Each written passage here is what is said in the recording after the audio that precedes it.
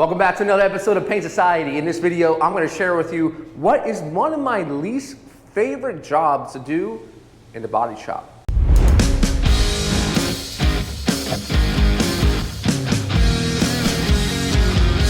Don't overthink it, it's just paint. And thanks once again for joining me on this episode. My name is Brian and welcome to Paint Society. Today, I'm going to show you, one of the jobs I really prefer not to do, but because it takes a lot of time and a lot of precision taping.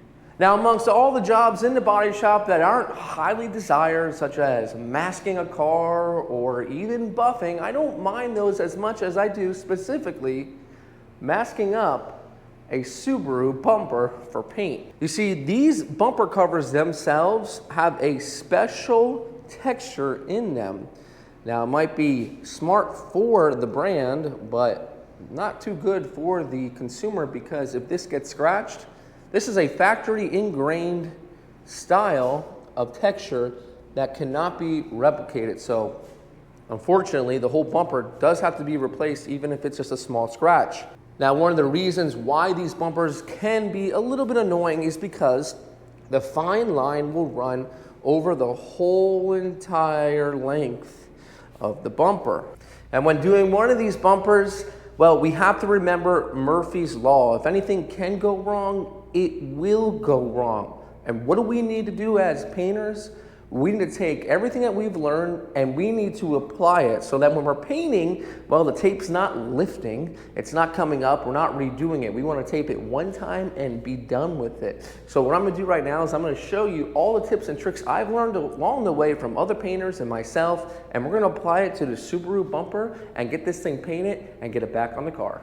Now, to get things started, we're going to be using an anti-static surface cleaner. That's going to help clean the surface, and you're going to want to use something like this on all plastics. We'll also be using a lint-free, clean, brand new towel, and then from there, we'll go ahead and we'll get started with our adhesion promoter. Now, everything I use, I put it in a pump sprayer, so it makes it a lot easier, and I'll make sure to link similar products in the description that you can find on Amazon so you can get ready for your job. Now, the key is not so much laying the tape, but the surface preparation of where the tape is going to go. So I like to kind of saturate this very well and get it all on the surface so it's nice and shiny.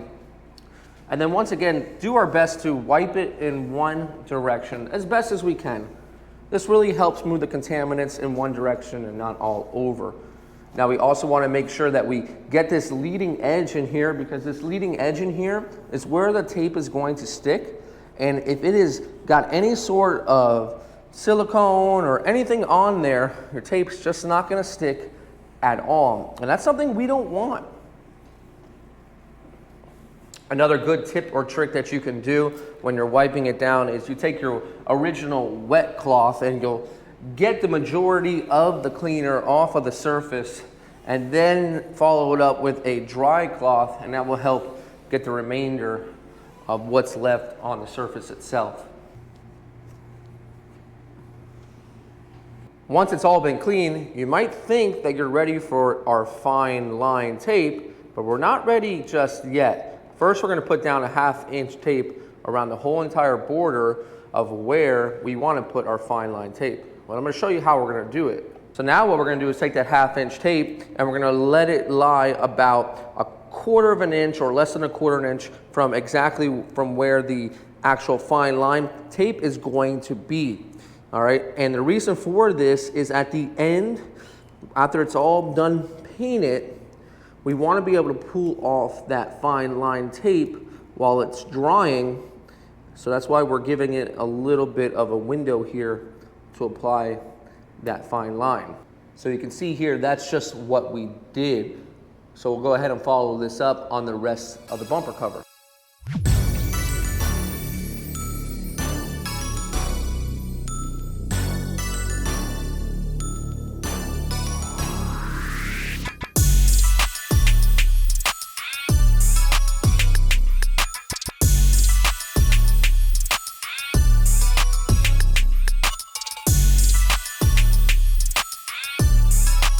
So now you can see that we have just about less than 1/4 of an inch all the way around, that we've left a little bit of a gap there in between the bumper and the texture itself. So this part will, again, remain black, and this will get colored to the actual color of the vehicle.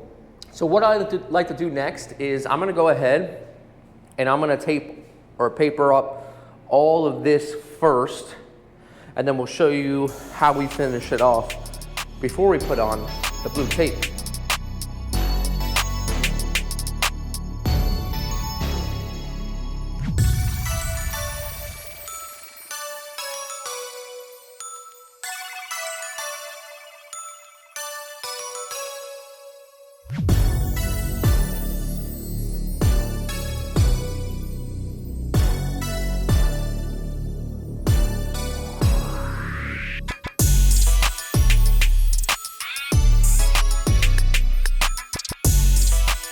And it's just so much more important to mention as well that the back area is very important to cover, because the overspray will just shoot right through there and get all over the black garnish on the inside, the front of the bumper. And we don't want that. So make sure all your paper is covered up very well. So where do we go from here? Well, the next step I'm going to show you is a very helpful step that I learned to work very, very well. Now, being that this is a raw bumper cover, it's going to need adhesion promoter. So by leaving this gap here open, we're allowing adhesion promoter to get on some of that black trim that we're going to be masking off. And what this is going to help the tape do is to stick that much better. So when we spray our adhesion promoter, we'll go ahead and make sure we get this leading edge as well. We'll let it flash for about 10 minutes, and then we'll put our tape on it.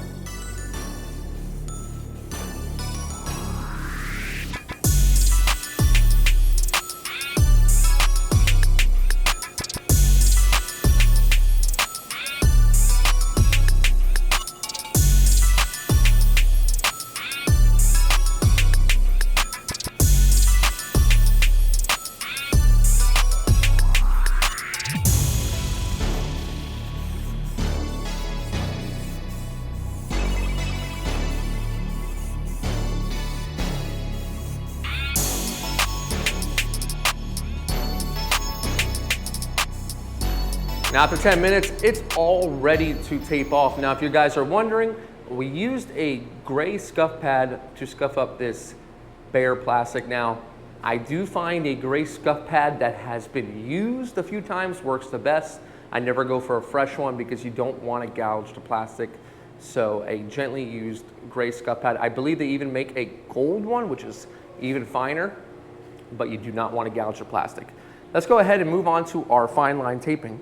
Now the reason for this little container is so that your fine line stays nice and clean, that the edges don't pick up dirt, and then, well, if they do have dirt, you put it down, and then that shows through the paint, because the paint obviously will not cover if there's a piece of dirt on the edge of the paint, and then you won't have the adhesion. So Collision Edge, they make this cool little tape container, I guess you could say, and you can put them all in here. Just a cool tip or trick. Some of you guys might even already have it. I'm thinking I'm gonna start off with the 1/4 inch, and let me see how that works. I can always go to the 1/8 inch, but I think the 1/4 inch, I think it'll be fine for this application. So when you apply this tape, the best thing you can do, or the best thing you cannot do, is don't stretch it. Let the tape fall where it is. If you go stretching it, that's when you're gonna have the lifting issue. Now we're here in South Florida where there's a lot of humidity, so this tape generally, for the most part, is gonna wanna lift no matter what. So they do say you can use a little bit of heat, let's say not a heat gun, but a blow dryer, and what a blow dryer will do is help it sit a little bit better. Personally for me, I don't like to use the extra assistance of a tool when using this tape, because I feel it will just come off. So I like to place it where it's going to be, and if it's lifting, I didn't do something right, so I go back and redo it, because you don't want it to lift once you start painting. So make sure you tuck it in after it's all done. Once we're all done here, I'll go ahead and I'll take this a step further, and I'll show you what I'm going to do once this is all applied. Now I'm going to try my best to keep it in one piece, but I might need to break up the curve a little bit. This is kind of the harder part because we're recreating the line or creating a line. You know, if this was a used bumper, the line had already been there. But just use your best judgment when doing this. And make sure your corners really stick in. If your corners are not sticking, that's where paint's gonna get through. And you'll have to go back and maybe do a little touch up, which is never a good thing on these. It's like once the tape starts to peel, it's the beginning of the end. And one thing you want to try not to do is pull it off and pull it on, pull it off and pull it on. Every time you do that, the tape loses adhesion. So we're getting around this curve here. I'm not pulling it. Don't pull it. Just allow the tape to fall where it's going to fall and gently curve it. I think this is going to hold here, but I'm going to show you later what we're going to do to make sure it holds. And go over it. Press it down firm. So many times we want to blame products for not performing properly, and we want to blame the brand and everything else that goes along with it, and sometimes that's the case. But with fine line, you gotta kind of know what you're doing and give it the best chance at sticking. This is a 3M vinyl fine line. I've used a few, and there's a few I haven't used that I would like to try. This isn't the best in the world. It's not the worst, but it doesn't stand a chance unless you know how to use it properly. And as we finish up here, it's funny. My least favorite jobs in the body shop, I do the best because I've spent so much time trying to get them to come out nice that I've learned all the tips and tricks along the way to really deliver a product that is on spot with the factory. Now we can see that fine line and how well it laid. Right over in here is where it's going to want to peel the most. So what you could do, as I see that it's kind of wanting to lift already, is you can kind of give it like a relief cut, and that just helps it stick better, because in such a tight area like this, it's going to want to pool. And if we just give it a little bit of a slit here, then now you can use the backside of the razor to let it sit in there. All right, so now it's sitting much better. So I'll do that over here on the other side. I think this is really the only area that could possibly be an issue. So I'll put that like that. So that's good. So this is a little step that it's not needed, but it does help. It's an extra step, especially here in South Florida with the humidity. What I'm going to do is I'm going to go back over it with 1/2-inch tape. You could use the vinyl tape to go back over it. And what that's going to do is just help it to keep it down everywhere. So it's an extra step, but sometimes extra steps really help you out, and they make less steps in the end.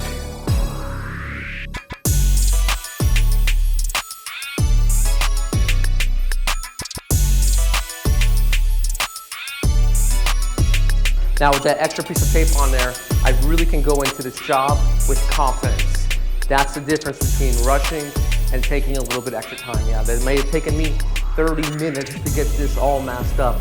But now when I spray, I know I'm not gonna have any issues. So go ahead and we're gonna spray our sealer, our base coat, and clear. And I'm gonna give you a couple tips and tricks along the way to make sure that that tape stays nice and tight. It's all ready for sealer now. Now, one thing I do want to tell you, when you're spraying any type of coating, when you have that fine line, be very careful not to really build up the edge. If you build up the edge, that fine line is going to have a hard time trying to cut that paint when it comes time to peel it. So, thin, wet coats, that's what I'm preaching to you guys. Let's spray her.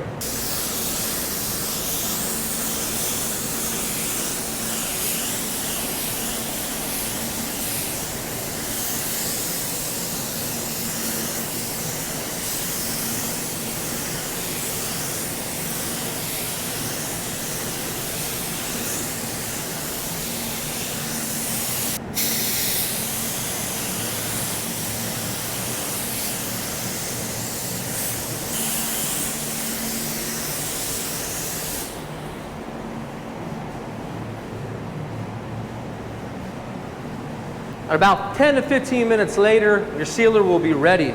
Now, you always want to go ahead and make sure you double check your tape. Make sure that everything is still sitting proper in its spot. You can always make a little adjustments if you need at this point, but you're always watching your tape. Now, one little tip that might help you is if you use a medium reducer, that's gonna help keep the paint from really drying too long. And if it dries too long, that base coat, well, it's gonna give it more of a window to seep underneath that tape, if that makes sense to you. So a slower reducer in this case might not be the best option because it can attack that tape a little bit at the edge that is super sensitive. So a medium reducer for a bumper like this, it should work a little bit better just to dry it up. We'll apply our base coat now, and we're not gonna go too heavy on our edges once again.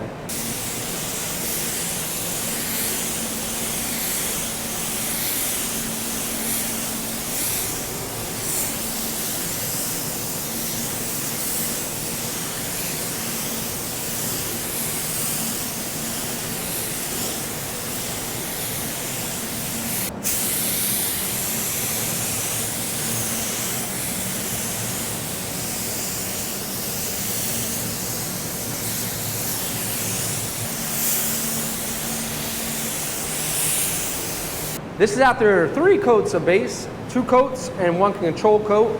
We have excellent coverage. Our tape is still looking really good. So what I'm gonna do now in this next scene is we're gonna lay down 2 coats of our clear coat, and then just a few moments after the clear has been shot down on that second coat, we're gonna start to peel our tape. We wanna peel our tape right away so it does not bridge, and we have that nice, clean tape line.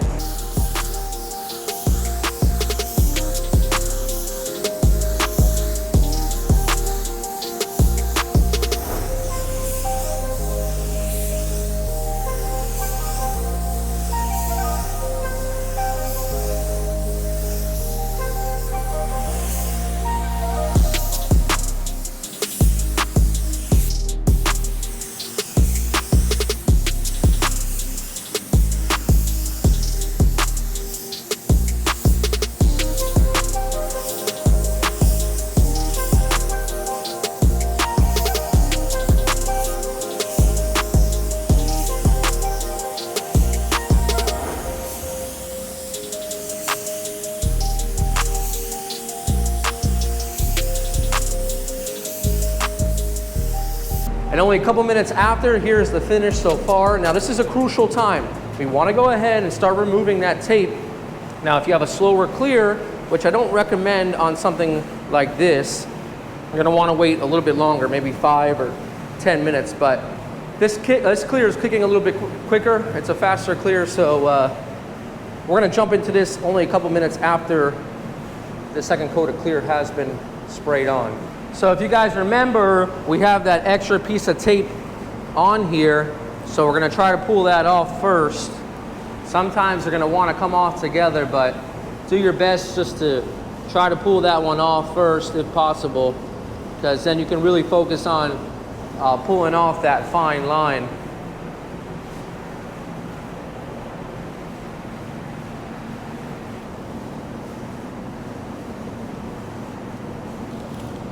Nothing gets my heart rate up more than pulling off fine line tape.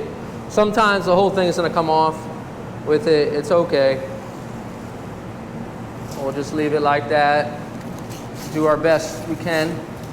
All right, separate it. Good so far. Looks like our fine line tape was sticking well.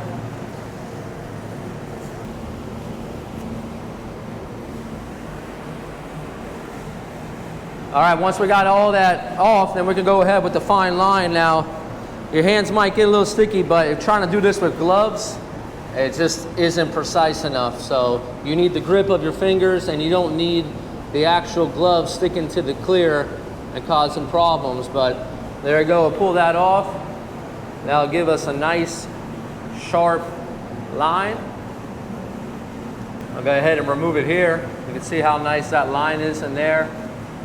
just like a factory. I don't know how these guys do this at the factory. It seems like a painstaking job to mask off these bumpers one by one. I don't know if they have some sort of system or template or what, but it just seems like a job that's not really ideal, at least in my opinion.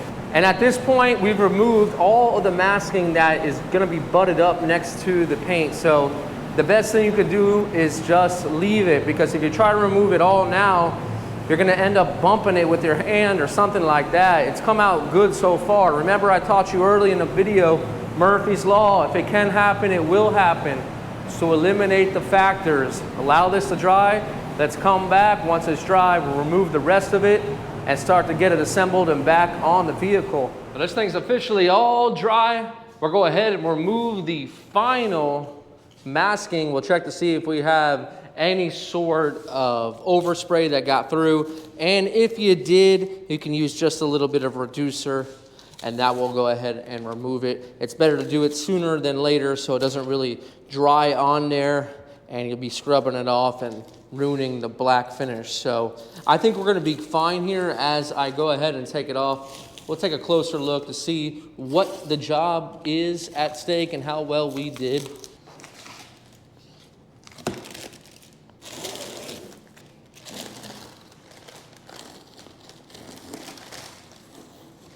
Well, there it is. After it's all been unmasked, man, we got a really nice line all the way around. Now, guys, do not drive yourself insane.